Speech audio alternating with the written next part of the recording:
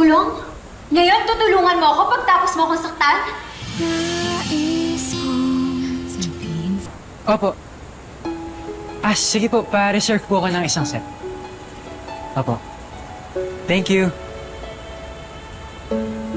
Ayan, guys! Check out yun na! Uy, ang dami na nating viewers, Guys, oh! promise puputi kayo dito ng... Tama, kaya check niyo lang to. Makikita niyo dyan sa description box yung mga kung saan siya gawa at kung paano gamitan. Kaya naman, click niyo na yung yellow basket! Guys, ano ba kinaantay nyo? Oh, shout out po kay... Ano ba yan? Tingnan nga. Nangyari? Nakot ako. Ash, ano nangyari? Hack yung account ko. Na-hack yung account mo? Sure kang na? Baka na... Oo. Paano ba to? May gig pa naman tayo bukas kay Basti. Kaya ko naman to i-recover. Medyo mabusisi lang.